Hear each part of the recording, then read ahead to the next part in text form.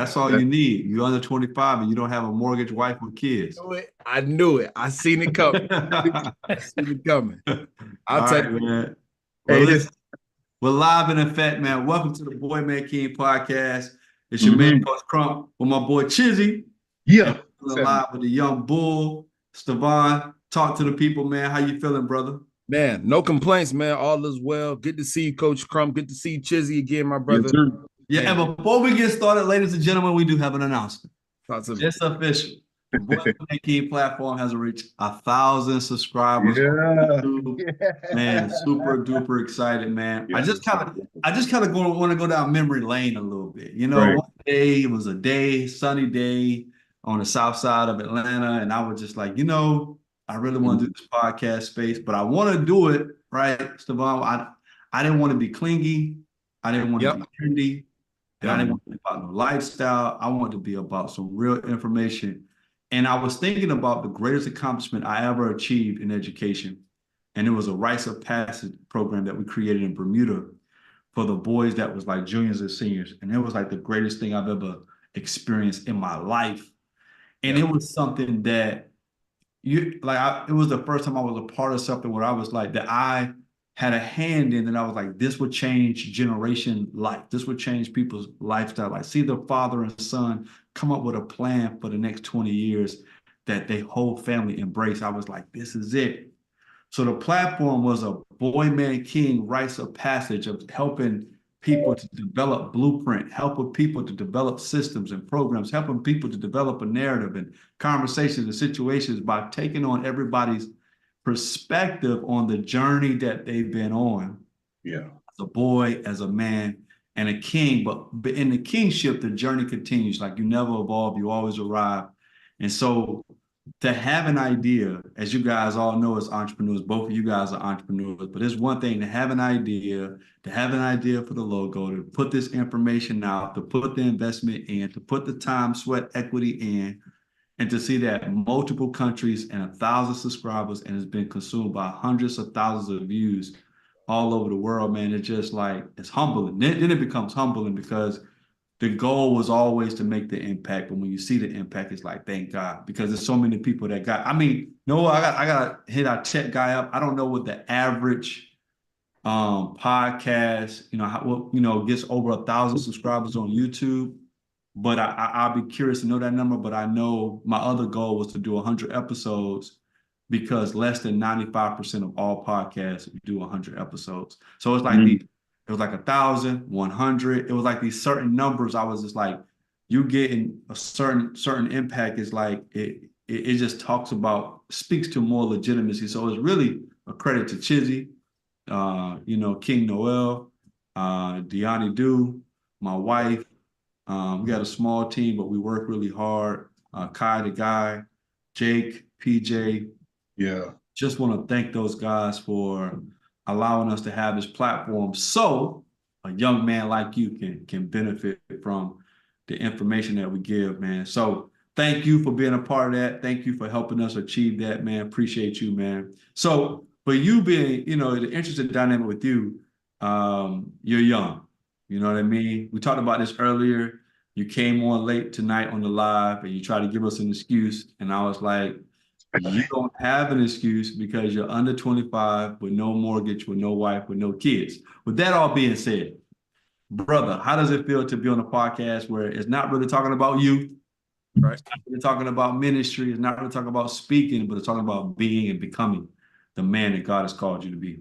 Man, it's refreshing. And I think I shared this with you. Matter of fact, I think I got this, I want to say revelation from you, Crump, where a lot of times, people always talk about somebody's gift, but they don't talk about their humanity, right? And so always speaking to not just who I am at 24, but who I'm going to be at 32, 37, 40, you know what I'm saying? When I hit 40. And so to be able to have these type of conversations and looking up to men like yourselves, it's definitely refreshing. It's challenging. But I appreciate it more and more because I can see the growth, every time I'm in your presence. Yeah. Yeah, man. I mean, for you to be 24 years old. And you have Chizzy's age, by the way, just in case if you wanted to know, you have his age. I feel like today is a throw shed day, but we'll allow it for the day. We'll allow it for the day. It's what it does. Yeah. As I digress. Yeah. Yeah, it's a blessing for you to be so young, so tapped in, so ready, so focused, man. And I'm encouraged by it because I have a 21-year-old son as well, and I'm eager to see his coming to the conference incidentally. I'm bringing him with me. My dad's flying down from Scotland, so we're gonna have that moment. But I'm interested to see.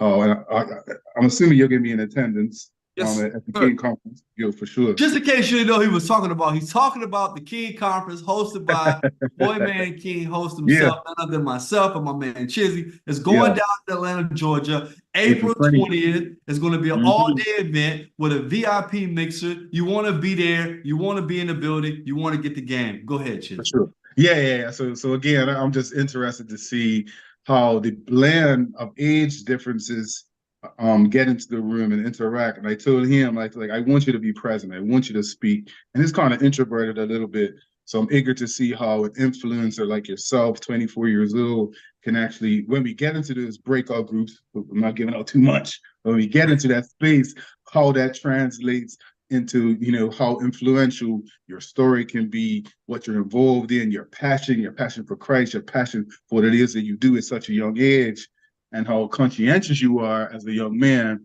And I'm eager to see how that translates for the younger people that attend, my son included, and what value that will bring to the space, man. So I'm super excited to have someone like yourself, because as we transition, I'm 48.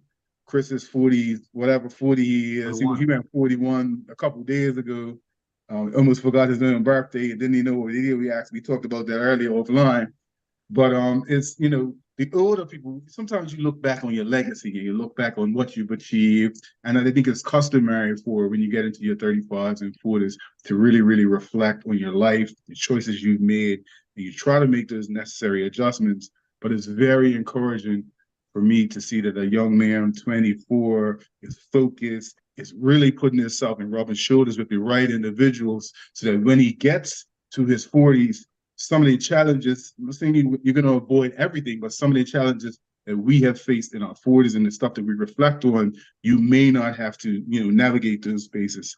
Obviously, you're going to have your own space, things that you have to navigate being grown and that professional life. And when you get into relationships, stuff like that. But I'm happy to see that, you're in this space, and it's encouraging for me, man. So I What are appreciate you? it. Yeah, Stevon, what are you working on right now, bro? Right now, expanding the speaking business, right? Been going crazy in schools. Really been doing a lot of back and forth between here and South Georgia. Of course, expanding my youth ministry, but at the same time, kind of taking a backseat role in what I do in my church. I at one point was the jack of all trades and a master of none. And so going into this year, I was like, yeah, I'm not doing that this year, right? Like I'm gonna do what I came here to do and serve how I came here to serve. And then of course, working with Next Level, being a part of the success team, and even doing the content. So those are really the main three things that I'm really working on. Just trying to master where I am so that God can trust me a little more. Yeah, I and Go ahead, go ahead. I was going to what ask you a I question. would Go ahead. advise you too, man, is I can't help but do this, but like one thing looking back when I was 24 and I started working at Cedar Bridge Academy, became a head basketball coach, active in my local church, preaching, doing being director of the Bible Sunday school. Had my second child, married my second year. Um, what helped to elevate me, and I always tell people this, is whatever space you have, add value to that space. Yeah. So whatever space I was in, I was solving problems, I was meeting needs, and people was watching. Mm-hmm. So it's like if you could understand, if I occupy a space, the mortgage is coming, the wife is coming, the kids is coming, like all of that is on its way. But you can develop these opportunities by taking care of what you actually have right now, Mm-hmm. like really making a bigger impact speaking, really helping to save souls and impact lives spiritually through your church ministry, and then really helping to solve and move the needle in next level. Like there's no way you're not going to be blessed. Like those doors just kind of just open. And so I just really wanted, like, because so many people try to look for the next thing, and what really has separated me from my social compadres in the sense of like personally, relationally, spiritually, and professionally, is they kept trying to find another fix or kept trying to do another thing. Well, I kept 10 toes down with what I had. Yeah. And so now looking back, I'm with my wife for 22 years. Now looking back, I raised my kids 17 years underneath the same parent household their entire life. Now looking back, the impact in community and education over 20 years is like now I'm reaping all those benefits of staying 10 toes down when I was 23 and 24. So for me, it's like we was talking about it earlier before you came on the call, like, man, how's your day? Like, I tell people all the time, I'm literally in a season of life, Stevon, where all I do is manage blessings around me. But Wow. when I reflect about the goodness of Jesus and all he has done for me, I look back at all the stresses I had in my 20s, being broke, busting, and disgusted, like never having enough money, robbing Peter to pay Paul, getting through living check to check for years, all the way into my 30s. Yeah. But I'm like, man, look at God now. So much so, me and my wife, we're getting so blessed, like stuff that we wanted people to give it to us. Mm. And what I did, one of my gifts for my birthday was some new shoes. And I'm not to say this because I didn't even have desire. One pair was last year I got some Gucci. This year I got some Dolce & Gabbana. My wife got a pair too. Yeah. So it's like I'm getting stuff now that I'm not even asking for. The point I'm making is I don't even have a request for those. Like it's stuff that's happening now that I don't even have a request for, and people are just doing. Yeah. They literally they was like, "Oh, you coming to Philly? Let us get a flight for your wife too. What's her scare?" Like I didn't even say, "Hey, can my wife come? It'd be nice if me and her could make a trip out of it." The person was already thinking that. I was Right. talking to somebody in Toronto. They was like, "Oh, we're gonna do a spa day for your wife." Like it's just like I didn't even ask you. You know what I mean? It's just like that's what people are on. But they're only on it, Stevon. This is what, and I go to Chizzy on this because of what I stayed 10 toes down with when I was 24. You Yeah. get what I'm saying? So it's like when you try to hurry up and get it at 24, you're like, dang, I want to get here by 27, and you have some resentment in your heart. Mm-mm. Mm-mm. Like stay adding value, stay being the best version of you, stay working on yourself, stay adding value in the marketplace. And I'm telling you, Yeah. you plant seeds in all these fields, there's going to be a season of harvest that you just can't deny. Man. So I just wanted to share that with you, bro. Yeah. Yeah. It's funny. I was talking to my dad the other day, and we were talking about seasons of abundance and how, the preparation you need to put in so that when God blesses you with abundance, it's not just for the benefit of you, it's for the benefit of the people around you and the people that you care about, that you can bless others. And so to hear you say, how you've been 10 toes down for a number of years, that's just a benefit, that's just the benefit and the reward that you're receiving as a result of that. And so I almost feel like no, there's a necessity, or it's almost mandatory for those who have the opportunity to bless others to do so. And obviously you do that in everything that you're involved in. But from a young person's perspective, I kind of want to do a quick little shift and ask you, the world would have us believe that the church is not really appealing to young people. And I don't know if this is true or not. Maybe it could be, but I want to know from your perspective and the work that you're doing, what do you feel is prohibiting young people or even encouraging young people to come into that space stuff, to continue to serve, to be a resource at a young age, because there's so many distractions around us. As a grown man, I can see it daily, but as a young person, it's a lot more pervasive because you guys everything is, you're stimulated by so many things around you. What keeps you in that space, and what are you seeing from your peers that may prohibit them from coming into the space of church and being involved at that level?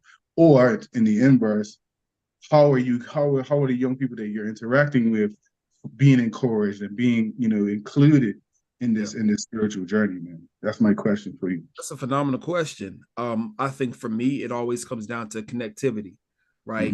If there is no connection, my generation and the generation behind me, mentally they tap out, right? So one thing that I have to do when I preach is I love to, again, what Crump said, like I find the humanity of the person within the scripture. By doing that, anybody in the younger generation is able to see themselves within the context of the scripture, right? And so I think just making that connection, sometimes there is a disconnect from, traditional church and what we're seeing now. Yeah. And because my generation is different, we're a little bit more independent. We kind of think for ourselves more. This is, growing up, I would get beat if I asked my mama why when she told me to do something, right? But Mhm. this generation now, the ones behind me, they ask why, not to be disrespectful, Right. but because they really want to know what's the purpose behind what I'm doing, right? So, And so a lot of times, some of the traditional things, within older church, they don't get it, right? Like they're not the one that's going to come in and try to fit the mold. Like I'm a fifth generation of preacher, so I don't mind wearing suits. It don't really bother me, but I right. know there are some cats that's like, what is the purpose of it? Like, is it really going? So some of the things that were put in place, they kind of question it now. And so for my generation, it's the connectivity, being able to see themselves in scripture, but then also not putting yourself on a pedestal, right? Mhm. And so, like, something small at my church, they're like, Elder Stevon. I'm like, please just call me Stevon. Yeah, like, you know what I'm saying? Like, I really don't care about the title. Like, I'm Stevon. Bishop.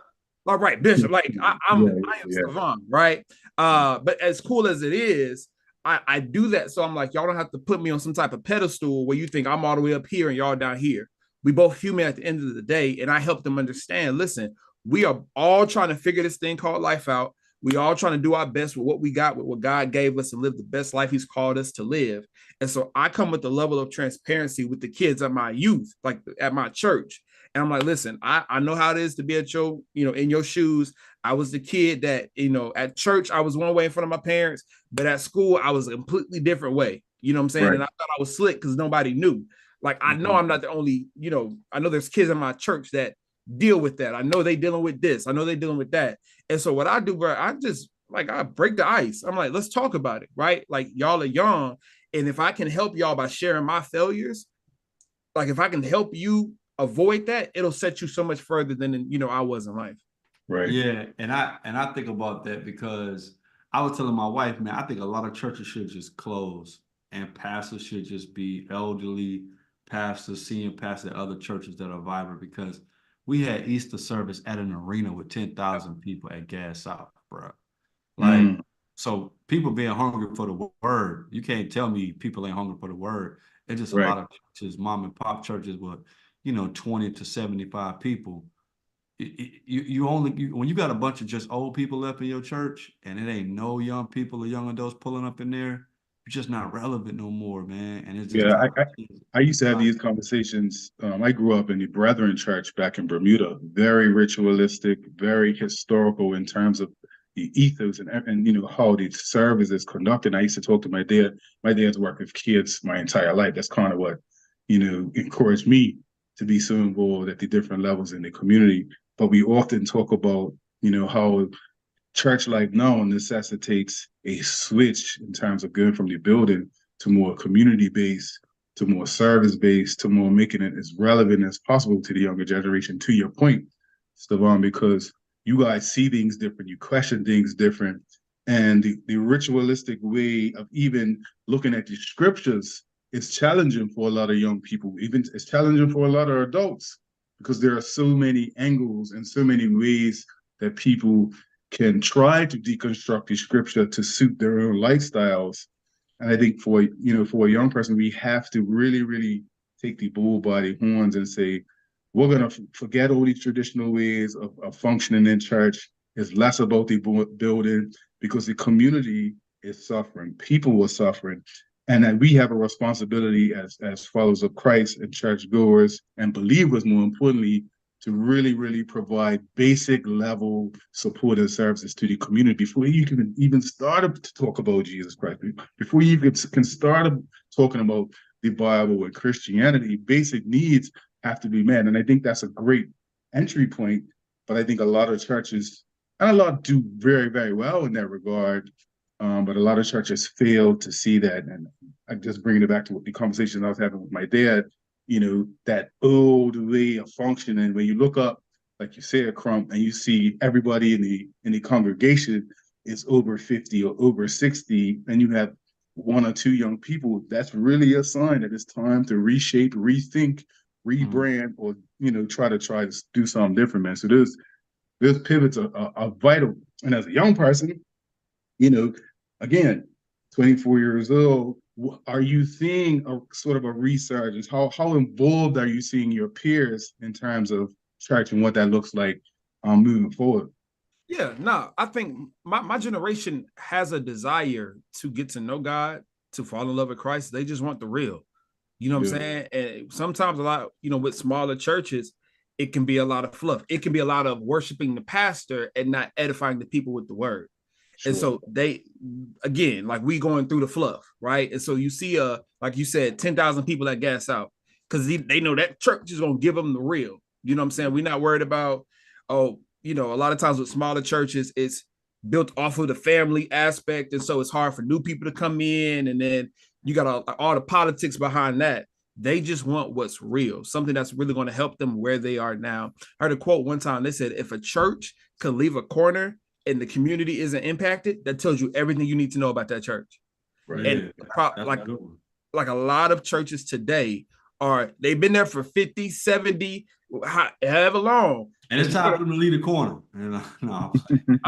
But like if you were to close your doors today and never open, if the house down the street doesn't even know that, Yeah. you know what I'm saying? Like, what are we really doing? Yeah. What Yeah, are we really doing? and that's what I want to talk, kind of make a transition point, man, because Stevon is like he's old school slick. Like, you know what I mean? He got a little bit of like he old, but he young, but he really old, right? Yeah. So This guy's got this thing um about age and being old, man. What's going on, bro? but one of the things I admire about him is that he keeps himself close to men he look up to. Like he find ways where he'll be the driver, he'll be the shooter, he'll be whatever. Mm, Talk about the past 3 years, man, the mentorship you've had, the men that's been around, the men you've been around. I mean, from ages really 30 and up, you've been around at least 100 dynamic men. Talk about how that's impacted you these past 3 years. It has changed my life in ways I don't even think I fully see it yet. Like I feel like some of the fruit and some of the results and benefits of being around y'all now is not going to click until I'm like in my like late 30s, 40s. You know what I'm saying? Because when I started working with like Jeremy and moved up to Atlanta, at that time I was 21 in college, 22, and I thought I was the man. I thought I figured it out. I was killing it in my city. Like the community knew me, and I was like, okay, cool. Like I'm good. From my surrounding where I was, I felt like, oh no, like I'm really him. You know what I'm saying? And then I got with some big dogs, and I was like, okay, it's a lot more to this thing called life. And so over the last 3 years, I would say it was a lot of growing, pruning, a lot of stretching, crazy seasons. Literally, Crump. I remember you telling me you was like the first, couple of years is gonna be whatever. You in your 20s, you're gonna be broke, you're gonna be all of this. And I was like, I ain't trying to hear that.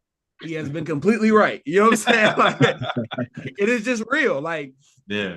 so I'm learning how to get through this season. But again, I try to pick up nuggets from you guys, whether it's how you treat your wives, how you look at your wives, how you father your children, how you carry yourself, how you work with others, how you speak, like all of these different things.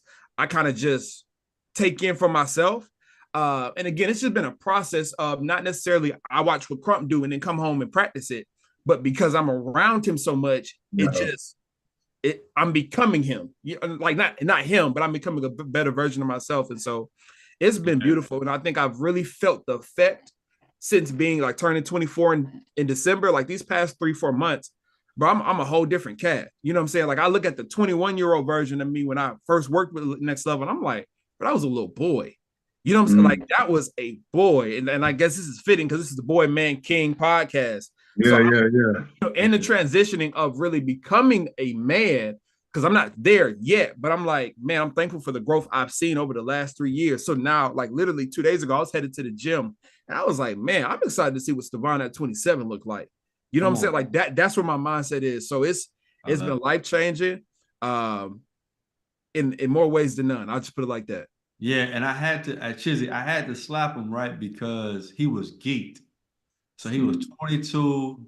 We had a mansion recording the podcast, and he had the energy like I made it. And I'm like, bro, we're just getting started. This ain't nothing. And he was like, he literally said, this ain't it. Like, we just getting started. Like, it's gonna be Right. bigger than this. I was like, yeah, we just building the brand. Like, the brand is a year old, bro. Like, it takes 10 years to solidify a brand. I said, we got some other markets we got to tap into. Yeah. And so, and then he's on the plane to Australia. You know what I mean? Like 6 months later. So it's just like I wanted to let him know some realities, but you're 20. You know what I mean? You got no kids, you fresh out of college. Like, bro, the learning not because something wrong with you. And this is what I was really trying to give us to Vaughn. You could chime in on this. It's Mhm. because there's growth that's required of you. Yeah. And because he's ambitious and because he loved the Lord and because I was like, God gotta humble you. He gotta keep you disciplined. He gotta build habits. So talking to you, Stevon, won't do it. You'll Yeah. still find a way to finesse because when you're a good speaker, you know how to Yeah. finesse your way out of situations. And I was like, being around us, don't think it's going to get sweet first. It's Yeah. actually going to get hard first, and you're going to question, did I make the right move? Should I quit? And I was like, just Stevon, when these thoughts come, because they're going to come, when that's not when you quit. That's not when you like toss in the towel. Actually, you double down on your convictions. You double down on your commitments, and you start to figure it out. And the version of you that comes out on the other side, bro, is going to be the monster that can handle anything that life throws at him. Yeah. So I'm saying all to say I'm proud of you. After 3 years, man, I'm really, really proud of you. And what the validation for me was when Chizzy finally met you.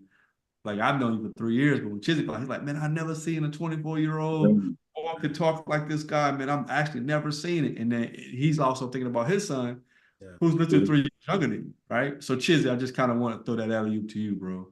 Yeah. I mean, again, it's the power of the association. And similar to what we discuss all the time, like at a particular point, you start to yearn for these type of environments, yearn for these type of associations.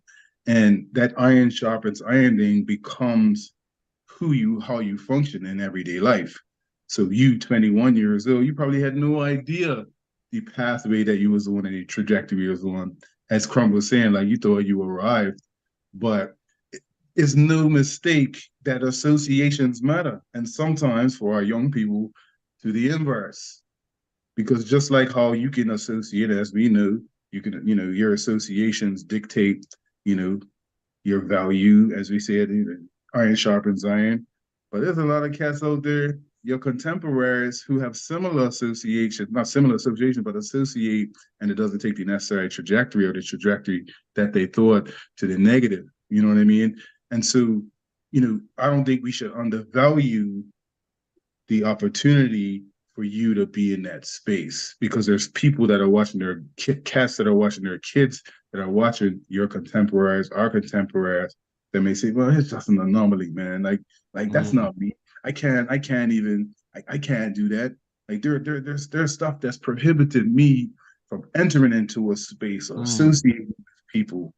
But we're here to tell you, for those that feel that way, that intentionality makes a world of difference.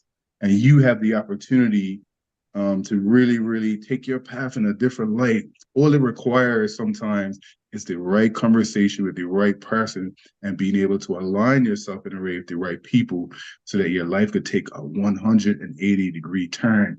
And it doesn't take, it can be somewhat effortless if you just, like you said, stay 10 toes down, man. So Yeah, and Stevon, speak to the part about like being young. You Yep. with these older cats, they telling you what to do, they boss you around, and you want to quit. Because so many young people, they quit, they hop on the next bandwagon. I need a yeah, break. Yeah. You had all those feelings, right? And I knew that I just knew they was going to come because I know how hard we are Yeah. because we sacrifice everything to build what we have. And I know you wasn't there yet. So you wouldn't even get our energy. Like, it's like, well, I don't even understand what's going on. Yeah. But you had that feeling, but you had to still make a decision. Talk to the young people who like, man, it's too hard for me, bro. I'm out. Talk to that Man, part of you. the first thing I got to tell you is get out of your feelings and get into the facts, right? Whenever I'm talking to anybody, counseling to somebody, you got to watch it, because people will always be like, well, I just feel like, or I feel like they saying, and to this made me feel, and I'm not trying to invalidate nobody's feelings. but you got to get out of your feelings and get into what the facts are, right? And so there were seasons for me, even with working with Next Level, being around these men, where it was like a roller coaster. It was a lot of valleys, but there were like mountaintops where, you know, we are going to Australia. They flying me out to go to Cancun 4 times. I ain't have a passport before I started working with the team. And so for every good moment, there was a season where it was like, bruh, I left like my own apartment, moved back in with my grandma to help them build this company. What am I doing? You know what I'm saying? Like you got to sit and watch other people getting opportunities, whatever, and you sitting there frustrated. Like, and so for me, and I haven't arrived yet, I'm nowhere close to it. But I think one of the main reasons why I'm doing better now than I was 365 days ago is I finally decided to take the expectation off of everybody else and put it on me. Right. I can't be mad if somebody else is getting an opportunity. I can't be mad if this is happening for this person. Like, bruh, when I came to Next Level, I signed a contract to do this one main thing. So anything external of that is an expectation that I put on somebody else. And now I'm going to be mad at an expectation that was never talked about. So when I decided going into 2024 to take the expectation off of everybody else and put it on me, like, bruh, your life is going to be whatever it was. So yeah, like, you know, I've been working with Next Level for 3 years, but honestly and truly, there was no guarantee that I was going to evolve into the person you see today, right? Because we know cats that have been around these great men and they couldn't hang with the game. You know what I'm saying? Right. Like they got in their own way because they couldn't get out of their feelings and step into the facts. So the fact is, bro, God is letting you see what's possible, but you only gonna get that opportunity if you show up to the plate how you supposed to. So honestly, like I'm a little upset at myself because I'm like, bro, it took you 2.5 years to really figure this out. You know what I'm saying? Like, thankfully, hold on, pause for the cause, brother. Let me free you of that because it'll take brother 20, 30 years. Listen, man. You talking about 2.5. You talking about 2.5 as somebody who coaches men of all the stages. It takes men 20 to 30 years as your journey is your journey. Your path is your path. Yeah. There's no designated timeline to actualizing your potential. To your point, you know what I mean? You have to be able to like you said, take the feelings out of it and continue to function thinking, you know, in anticipation of your blessing. And what do I have to do today to be ready to receive the things that I need to receive years down the road, months down the road? It may 10 years. Crump said he was 10, 15, 20 years married and, you know, just receiving certain blessings. So I think we have a short term, and again, the younger generation wants instant gratification. You know, the social media, instant gratification. You could post a picture, everybody sees that you appear to have it all together. You got to like instant IG be lying, y'all. IG be lying. You know what I'm saying? So IG is not verified. Bruh, they take what we say, stick to the wicket and the runs will come. You know what that means? You remember when we were on stick to the wicket? No, he does not know what that means. He is an American. All right, cool. We'll leave it go. We'll leave it alone. Yeah. But Stevon, I wanted to say this too. A couple of things. One, that you going through that, like, it's important to know that it's actually not about you. Yeah. You know, like you going through, it's like your life is being prepared for you to bless so many other people. That's one. Two, you said something powerful that I actually coach and teach, and I want everybody to get this because it's so important. Whenever you have frustrations, remember that's a confirmation that you have unrealistic expectations. Yeah. That's good.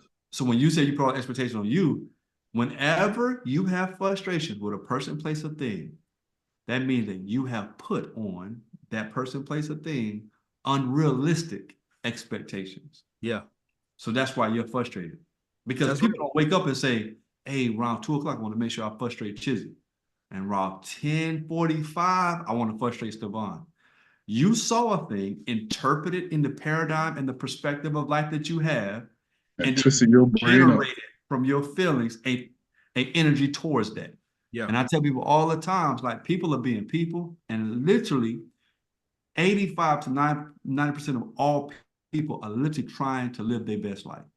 Trying to be the best version of themselves. And then some people can't get out their own way. Some of them are dealing with some issues with a mental block. Some of them are dealing with some emotional block. Some of them dealing with spiritual warfare. But their intent was to actually go to work, go to school, be productive, you know, help somebody. but they're warring what they're warring with. You took what you've experienced with them because you put a title on them, you put a tag on them, you put an expectation on them. They didn't fulfill it without knowing that they were supposed to fill your expectation. And now you're frustrated. So you're bringing up vibes, you're bringing up energy, you're bringing up a certain way you're saying things and doing things, or you're not saying nothing at all. Yep. And not realizing that, bro, you're creating all of that because Token projection. you have put unrealistic expectations on people, and that created frustration in you and in your heart. Yeah. You know what I'm saying? Which creates resentment. So give them a nugget. Like, how does one battle that? Because these are the things that a lot of us more struggle than not. Yeah. One of my coaching clients, all of them, because I helped them see themselves. But Stevon said one of the biggest things. He took all his power back and put all the expectations on him. And stuff. Right. Pastor Dr. R.A. Vernon, I remember when I was frustrated in my marriage about 12 years ago, and it was a man's only session, and he was like, and as if I was like, you got expectations on your wife? Crowd raised their hand. I said, man, you got low expectations on your wife? Some other guys, yeah, I'm more seasoned. I got more skill set. He said, have no expectations of her. Yeah. And that was the first time in my life somebody told me have no expectations of them, because if you do, they're going to let you down, and that's going to create resentment in your heart. And so you just wake up every single day and do what you're supposed to be doing because you vowed to do it with her, number one, and you've committed to Christ to serve everybody else as your neighbor. You didn't say your conviction of Christ and the word of God was like all your neighbors going to serve you, so that's going to depend on how you show up. You said, God says, you love me? I love you. What that little girl said, you love me? You love me? Jesus said, if you love me, you talk about how big and dog you love me, go feed my sheep. Feed my sheep. Yeah. So like you can't really say you love me and put up shrines in a building and a worship service. Okay, feed my sheep, bro. Go to the children's hospital. If you say you love me, go holler at your neighbor. You say you love me, help the person on the side of the street. You help push that old lady grocery store. Like you love, feed my sheep. And it's freeing, man. Yeah. It's liberating. Because you take all your power back. Yeah. Remember when you give your power to your spouse, or you give your power to your boss, or you give your power to your friend, and so now their response or the lack thereof, what's wrong with you? Nothing, man. Nothing, bro. I'm just so tired of this, bro. And it's like, why are you so tired? Because I had an expectation. Yeah. So no expectations on others, man. Put it all back. It's a practice, though. It's a practice. It's not something that you just adopt and then you just hold on to it and you keep it. It's something that every day you have to reaffirm, you have to practice, you have to continuously also hold yourself accountable and be around people that hold you accountable as well. Because we all need sounding boards. Sometimes we all need men and people around us who we can just have conversations with about the stuff that we struggle with, so that we can help to process those things without even projecting that expectation on other people. And similar to what you do, the young people, similar to what we do at Boy Man King, is creating a space for men to just have a sounding board, to be held accountable, to listen, to be nurtured, so that when you go out into the wilderness, you go out into the world, you're able to navigate these challenges and not have an expectation of people, and don't negatively project things on your family members that in turn can sever relationships and cause dissension and cause yourself undue stress and take you off your path. And let me say this to make it more holistic. I have an expectation on humans to be human. Just like I have an expectations on birds to be birds, dogs to be dogs, and ducks to be ducks. I have an expectation on humans to be humans. What throws people off is when they give humans a title that they feel like that title should be fulfilled a certain way. Man, my mom should be acting a certain way. My dad should be acting a certain way. My brother, my sister, my spouse, my children, my boss, my friend. So what happens is when they take the humanization away from that title and be like, you didn't act like I feel like a mother should act, so I feel some type of way towards you. And I always tell people, like, I have such a different perspective on parents because I was adopted. And I want to hear this from you, Stevon, because I love you and your brother's relationship. But it's like you hear Stevon kick it with his brother, crack jokes with his brother, have banter with his brother, and only for them to look like they come from two different planets. And you're like, okay, well, I know there's another backstory because he don't look nothing like his brother, right? And so, But real quick, remember, your episode is coming out on Monday at yeah, 12 p.m. So this will plug that real quick. You know what I'm yeah, saying? We don't want to give them too much. We want them tuned in. The yeah, for Boy Man sure. King, Savard's episode is launching on Monday at 12 o'clock. Tune in. So just give them a little nugget, a little piece. Not a Yeah, big but piece, but a little yeah, piece. and I know he's going to talk about that part, but what I just want to isolate him Yeah, and his yeah, brother yeah. I got you. because I just been able. It's so refreshing because it's a blended family, Yeah. Mhm. and he's making a choice to be like, I'm not letting the world definition define what somebody means to me, and his brother is the same way. Like the love they have for each other, you would have felt like they was twins in the same room when you see them operate in a space, man. So talk about that, Stevon. Man, it's gratitude. Man, I love my brother to death. That is my dog, right? And I got a sister that came to church with me Sunday. And the friend of mine was like, "That's your sister?" And I was like, "Yep." She was like, "Y'all don't look nothing alike. Is that your blood?" I said, "Yep." Oh. You know what I'm Oh, saying? Like we got two different daddies and two different mamas, right? And the reason why I say gratitude is if I had Jeremiah in here with me, he'll tell you for the first like 5 years, we hated each other. I was Right. like, you don't talk to my mama. He was like, you don't talk to my daddy. You know what I'm saying? Like we had to share rooms. If you know me and my brother, we really kind of like polar opposites. I'm super extroverted, like he real introverted. So it was a weird like just equation for us. And something happened where again we used to grow up fighting like brothers, just petty. And when I went off to college, he had to share a room with my baby brother. And when he had to become the older brother, it gave him a whole nother level of respect for me. Right. And Mm-hmm. so just off of that, like I remember coming home from college and he'd be like, I get it now. I get You know it. what I'm saying? Like, yeah, I like walked a mile in his listen, shoes. I get it. But something happened, man, that allowed me and my brother to get so close. Like I love that kid to death, man. Because we ended up going to the same college. So now, he ended up missing Hope Scholarship by like a point. And so there was a season my brother was having to take a Uber to go to work, Academy Sports. Ubers is like $40 a day. So he working 8 hours, then coming back home while living on campus. He's having to pay his way through school. So long story short, it was like he was doing all this work. He maybe had like $20, $30 a month to live off of after he was been working 40 hours, freshman in school. Like it was crazy. And at me at the same time, like I'm still trying to figure stuff out. I'm on campus, I'm that guy, but financially, like I'm making like maybe 30,000 a year, right? So I'm not really doing much. And I remember when I first started doing the speaking thing, I told my little brother, I said, bro, I don't got it right now, right? I said, but if you stick with me, bro, like I'm gonna make sure you good. And we just kind of had that dynamic. So when I was doing a whole bunch of free speaking engagements, like I would chop up, like it's crazy how God lines it up. But I would literally go back, watch my film, get my timestamps, send it to him. And if you know my brother, we called him Scary Jerry. He got the juice. He would put the clips together, send it back to me. And best I could do was send my man like $10, $20. And so it went from like, that's all we could do. I'm trying to help him out. He knew, hey, big bro, can you send me $50? Bet it's yours, bro. And in that season, it like built something between me and him. Like there was just a deeper connection. So when God opened up the floodgates for me to get with Next Level, and they hit me and they was like, yo, we need a video editor. I said, oh, it's no question. You know what I'm saying? Like, I know now they was probably like, he just saying his brother because this is his brother. But I knew what he could do. You know what I'm saying? And so it was because, man, he looked out for me then. He showed up for me then. We were able to grow together that both of us are in a sweet position now. Yeah, and I want to translate. We close out. Thank you so much for being on the platform again, bro. But Yeah.